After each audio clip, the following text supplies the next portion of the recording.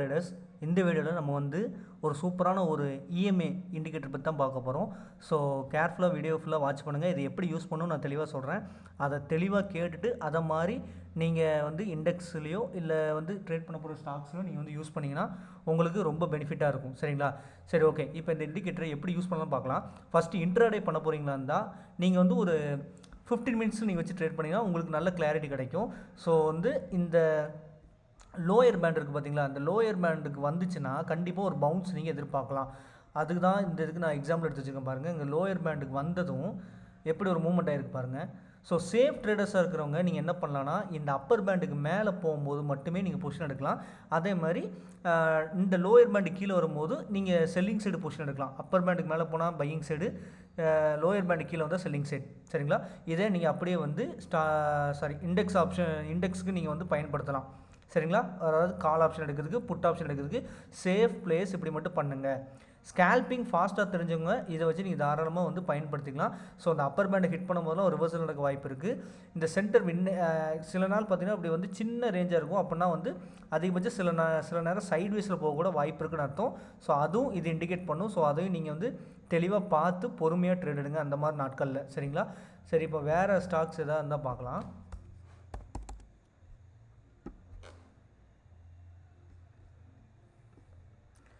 TCS பாருங்கள், கரெக்டாக அந்த கேண்டில் பாருங்கள். எப்போவுமே நல்ல வால்யூமோட இந்த பேண்டுக்கு மேலே ஒரு கேண்டில் வருதுன்னா நீங்கள் தாராளமாக என்ட்ரி உடனே போயிருங்க. உங்களுக்கு ஈஸியான ஸ்கேல்பிங் ப்ராஃபிட்ஸும் வரும். கொஞ்சம் நீங்கள் ஹோல்ட் பண்ணிங்கனாலும் ஒரு டீசெண்டான ப்ராஃபிட்ஸ் உங்களால் மேக் பண்ண முடியும். சரிங்களா?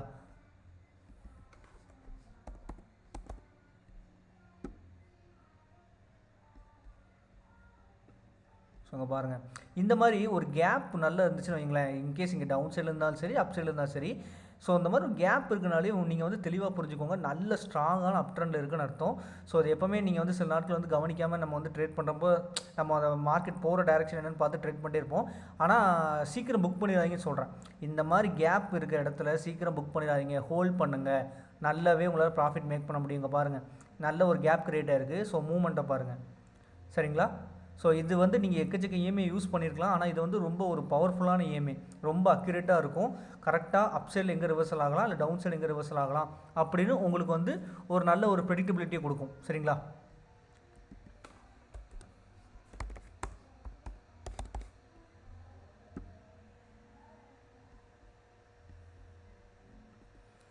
ஸோ அந்த மாதிரி நீங்கள் இன்ட்ராடேக்கு இது பேஸ் பண்ணி பண்ணிங்கன்னா உங்களுக்கு ரொம்பவே வந்து ஹெல்ப்ஃபுல்லாக இருக்கும். சரிங்களா? ஸோ 15 மினிட்ஸ் வச்சு பண்ணுங்கள். 5 மினிட்ஸ் வந்து சில நேரம் சார்ட் கிளம்ஸி ஆயிரும்.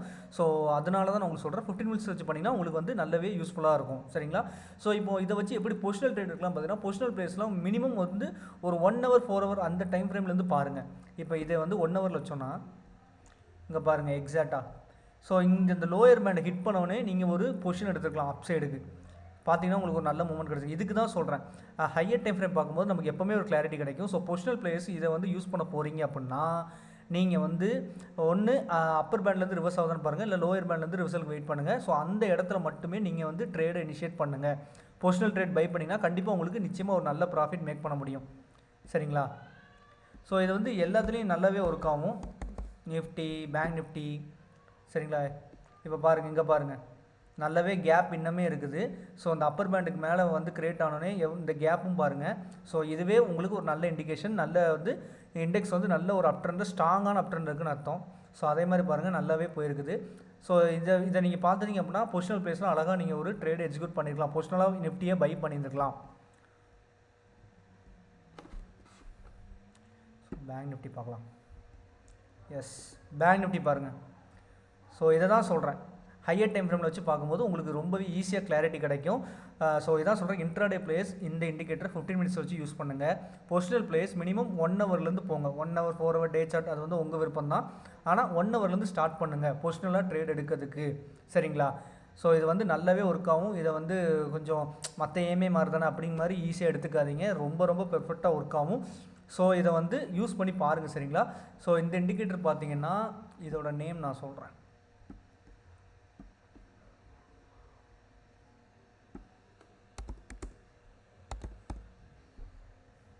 இந்த இருக்குது பார்த்தீங்களா, EMA envelope indicator and crazy prediction, lazy bear போட்டிருக்கு பார்த்தீங்களா, இதுதான் அந்த இண்டிகேட்டர். சரிங்களா? ஸோ இதில் வந்து நீங்கள் வந்து உள்ள இது செட்டிங்ஸ் எதுவும் இந்த மாதிரி மாற்ற வேணாம், இருக்கட்டும். ஸோ இது உங்களுக்கு தகுந்த மாதிரி கலர்ஸ் நீங்கள் கொடுத்து வச்சுக்கோங்க சரிங்களா. நான் அப்படியே இதாக தான் வச்சுருக்கிறேன். நான் லேபிள்ஸ் ஆஃப் பண்ணி வச்சுருக்கேன். இங்கே லேபிள்ஸ் ஆன் பண்ணிங்கன்னா உங்களுக்கு அந்த வேல்யூஸ் கிடைக்கும். ஸோ அதுவே ஷோ பண்ணும். ஸோ நீங்கள் 47 இப்போ பாருங்கள் 47 717 எடுத்துட்டிங்கன்னா நீங்கள் 47 791 டார்கெட்டாக ஃபிக்ஸ் பண்ணலாம், இல்லை 47 871 டார்கெட் ஃபிக்ஸ் பண்ணலாம் கால் ஆப்ஷன் எடுக்கிறப்ப. ஸோ இதே தான் புட் ஆப்ஷன் இருக்கும். ஸோ நீங்கள் 47 871 நீங்கள் என்ட்ரி ஆகிறீங்கன்னா 47 791 47 717.